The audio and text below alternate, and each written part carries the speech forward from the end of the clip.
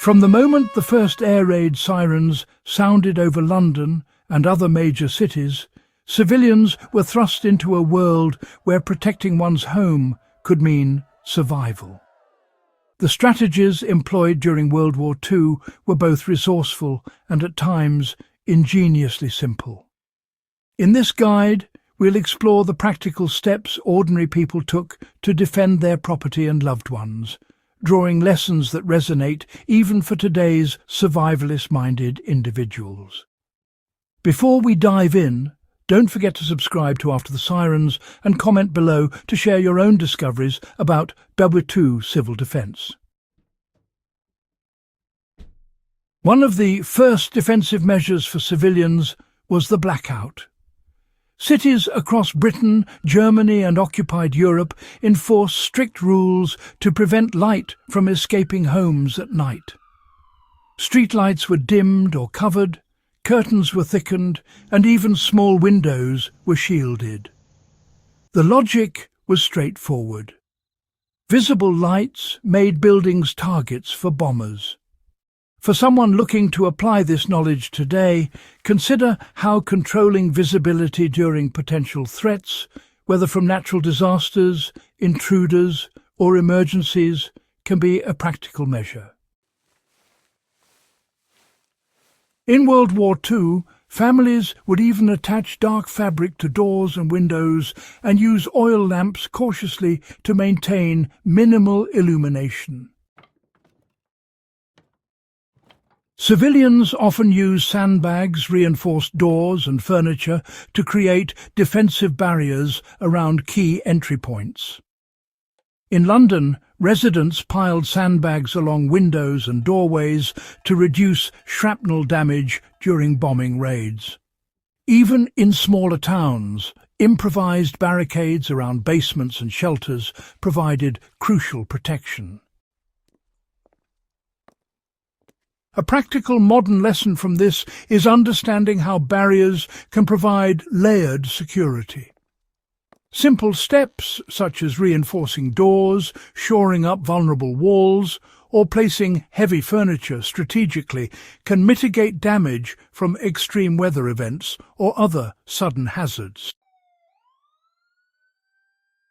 During the Second World War, many homes had a designated safe room, whether a basement cellar or specially constructed air raid shelter.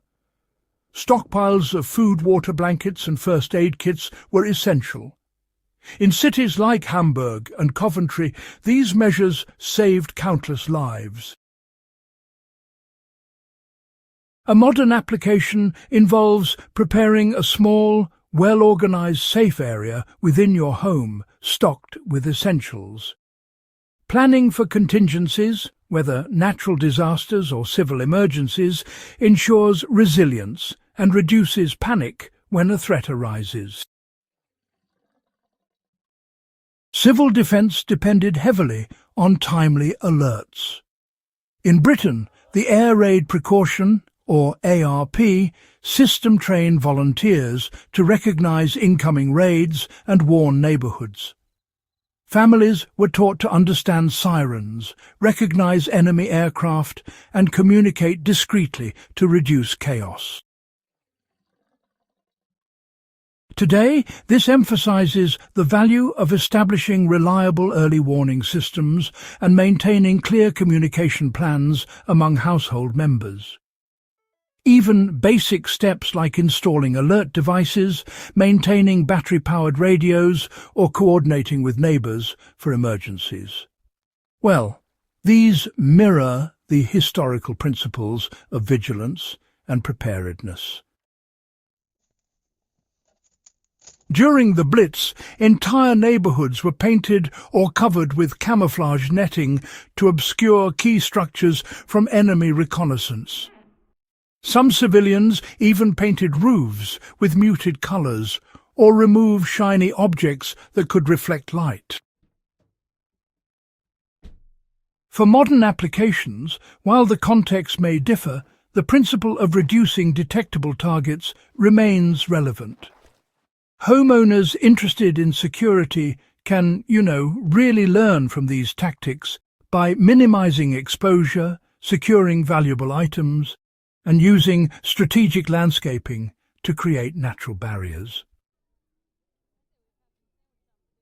Many civilians received training in first aid, firefighting, and emergency response. The Home Guard in Britain often provided workshops to teach civilians how to treat injuries, manage fires, and respond during air raids. Historical records show that these small-scale trainings significantly increased survival rates during bombing campaigns.